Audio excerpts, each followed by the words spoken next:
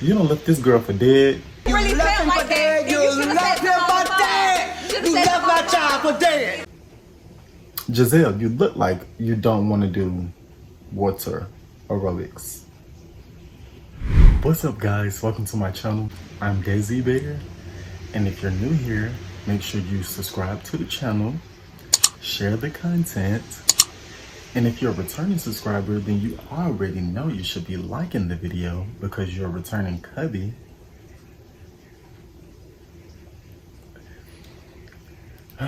Anyway, hey y'all. I know y'all might be a little mad, you might not be, because last week I did not do a video on Potomac. Oh well, never mind. That episode was just not, it wasn't for me. I didn't feel the need to review that episode, and I'm sorry, because I actually love this season. I actually do. I actually love the whole damn Housewives of Potomac franchise. It's just, anyway. So we are at episode 6, y'all, and I can't believe it. Can you believe it? So this episode starts off with Gizell and Karen hashing out whatever they were hashing last episode.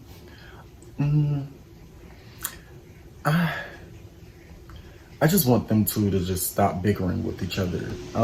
Gizell is gonna find anybody to argue with regardless. Stop giving her the energy, Karen. And what's actually getting me is Candace, Lil' Can. She's been the mediator of the situation. And I'm like,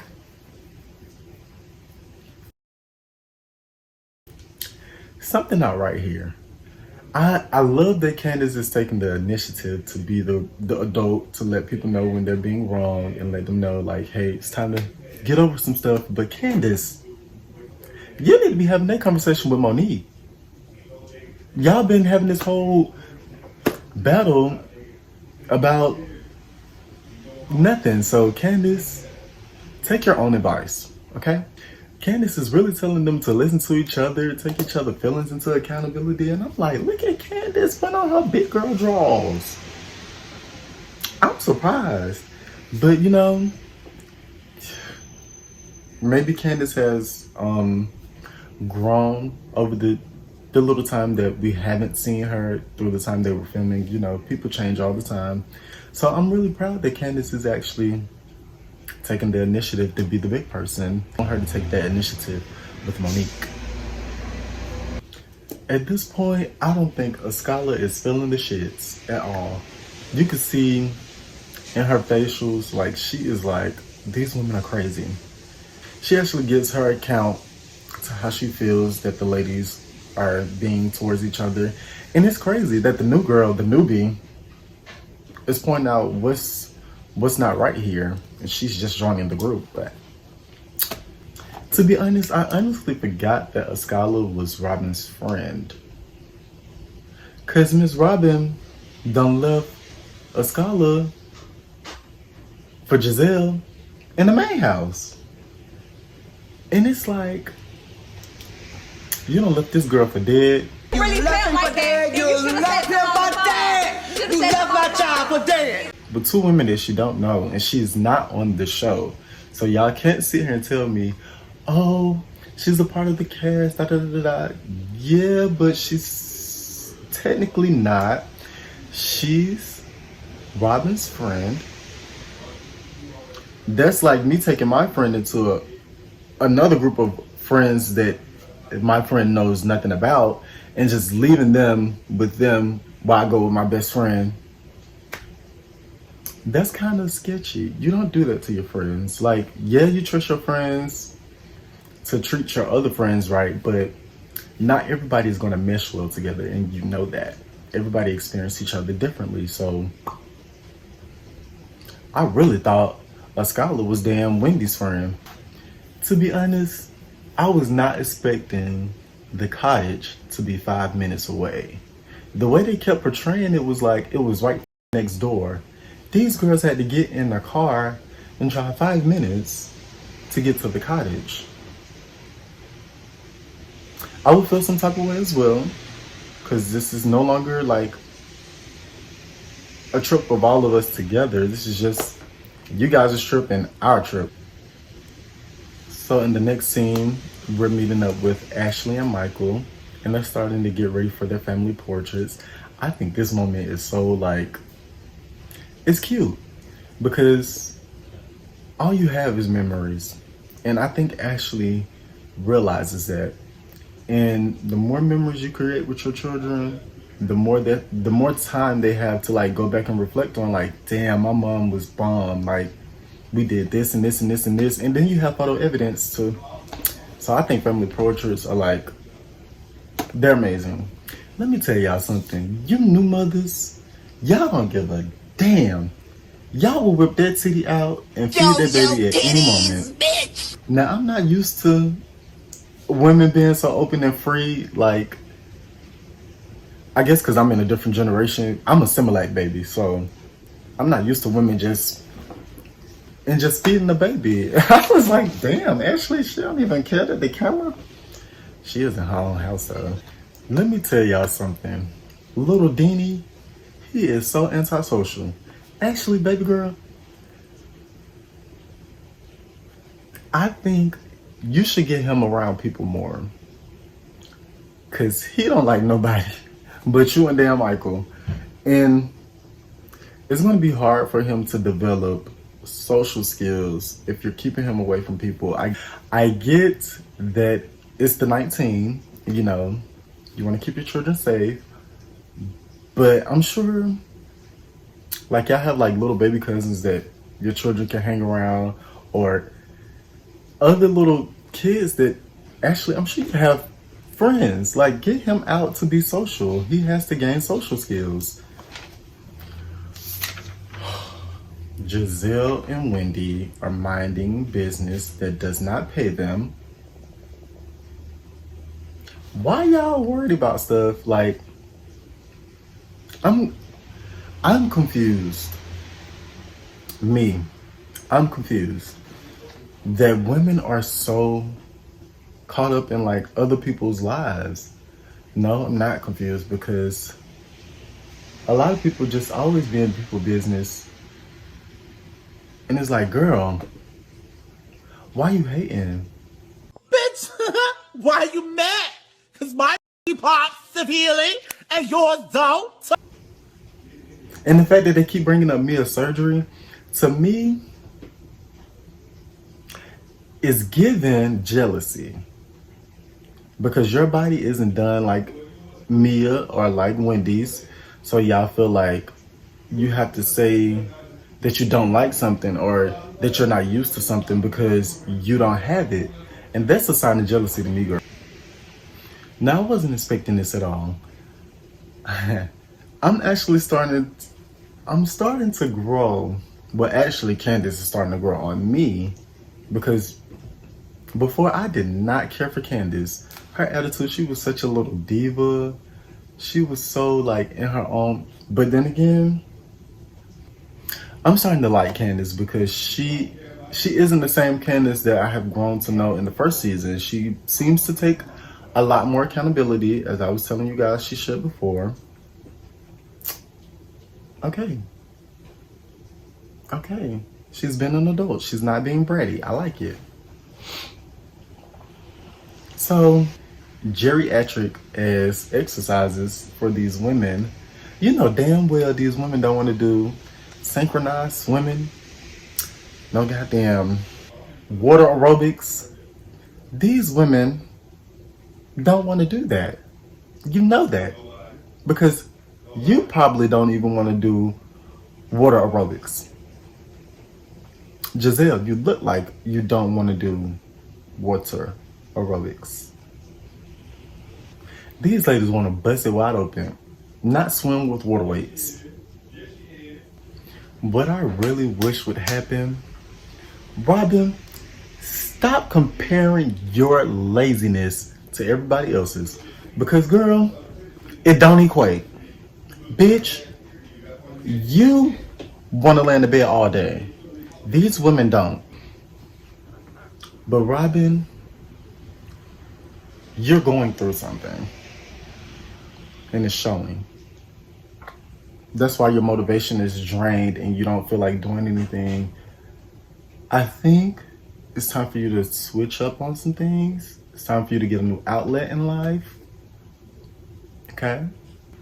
To me, I find it very upsetting because I'm a business owner, and you know, there are a lot of people like me who wish they were being like swamped and flustered with like all these orders coming in through their business. But it's people like her that has popularity and getting these orders, and they don't want to do the work. It's just frustrating because it's people out here who's actually putting in the hard work, who's digging into their craft, who's formulating, who's actually doing the research and want to be an actual business owner and create success and generate revenue, you know. But it's people who get granted with the pleasures of owning a business that don't deserve it. Now, I'm not saying nobody like deserves their success, because everybody deserves their success. It's just when you're not, you know, accommodating your business, you're not accommodating your success, you're not trying to do anything about it, you're just being lazy. It's kind of unfair to people who actually are out there working hard to accomplish that.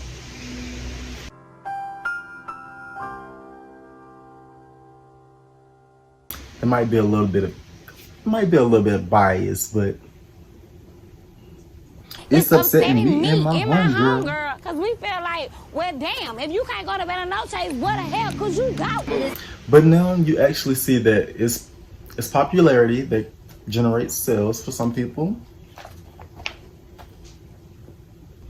But she also mentions, well, not she mentions, a scholar mentions maybe she's going through a depression and she doesn't know. And many black people wouldn't know because we aren't allowed to talk about our feelings in the black community sometimes. Well, most times. So she wouldn't know if she was depressed or not. So I can understand where Robyn is coming from when she says she's feeling a little lazy. That's why I'm saying you have to find a different outlet. Because, girl, you have kids, you have a business, and you have a fiance. Like, you have to create balance because you can't just not do it. All right, so we went from a comforting, loving, sociable conversation to a disastrous one. Gizell. I don't know why y'all is acting like this. Maybe it's the way they are editing the show, because anytime I'm watching this, it seems like we climb over one hill and Gizell just drags us back down one. What the So Gizell and Robyn goes back to mentioning Wendy's body and her body image and her lack of substance. Whatever the that means. Now, I think that's crazy because y'all need to mind your own damn business. First of all, that's one thing. Two, that is Wendy's body. Three, I just think they just plain mad. Like, what's the animosity for? How y'all mad? Cause Miss Wendy went and she went and did something that she wanted to do. You feel like there's a lack of substance, but Wendy is literally the same person she was before. The only thing is different. She has new breasts and new boobs. She still has her same accolades. She still got the same brain, same education. Like, where's the lack of substance? Just because she's exposing a little more? And then Mia, now, homegirl, I was rooting for you. I was really rooting for you. I was rooting for you. We were all rooting for you. How dare you? Learn something from this. Until you was like, Michelle Obama and Oprah wouldn't do that. Yeah, that's because that's Michelle Obama and Oprah. Those are three different people. Like, I'm confused. Y'all can't just put one image on one person because y'all feel like just because she's educated, she's a scholar, and she's doing all of this. Yeah, I can do that while I'm working. But I also clock out. And I have my outside of work personality. So it's not like I'm in the classroom. Hi, students. I'm gonna be a teacher today. I'm Wendy. She's not doing that. Like, mind your fucking business. Shout out to my homegirl, a scholar. That bitch, she might have shut Gizell ass up. Cause I was not expecting her to even ask that question. She just threw me off with that one. Gizell, you asking about Wendy's titties. What's going on with you and New Birth? Huh? Let's talk about that. Anybody want to talk about that? Oh, it's fair for you to have your conversation in front of all of the women whenever you want to, but when somebody asks you a question, oh, it's respect me, respect my space, and I feel like I shouldn't have to talk about this in front of people who attack me. Gizell, you literally attack everybody for every situation that they are in. Like, what? Look at her. She wanna throw. Don't hide your hand, Gizell. It's your turn to get burned. Now, I know I want to go back to this whole this whole substance Wendy thing. I'm sorry. I know I just ended that conversation, but I want to go back a little bit. Substance Wendy. Gizell, what substance do you have, baby girl? The only thing I would say Gizell is capable of is a nice smile and a pretty face, like she said. But that attitude, that wardrobe, baby girl. The key to this shady face is staying in the shade. Can somebody give me the key to that turkey neck? Because I want to gobble gobble. Whew. So, last scene. Boom. Then we have Karen and Wendy. They're sitting down, waiting to go. And they have this conversation about Robyn and Gizell, what they brought to her last night. And I hate that Wendy felt bothered by what they said, because those are just haters, Wendy. And you can clearly see that in their face. Them hoes is jealous and they want to be you. They want to get their bodies done like you, and they want to have that chocolate mocha skin that you have. But who are me? I could be wrong. I love how motherly Karen is. Karen is going to tell you how she feels, when she feels, and when you're wrong. Tell her, Gizell has been wiggling her fat vagina at us for 5 years. Boom. Gizell, shut the f*** up, bitch. You mind your own motherfucking business and let this girl live her motherfucking life. I don't understand. Never mind. Gizell, mind your business. Wendy, I can't wait for the turn up next week, bitch, because you gonna motherfucking kill it. Put them titties out, put their ass out, put that pussy in their face if you want to. I got a little carried away. Anyway, y'all, that was a review for me.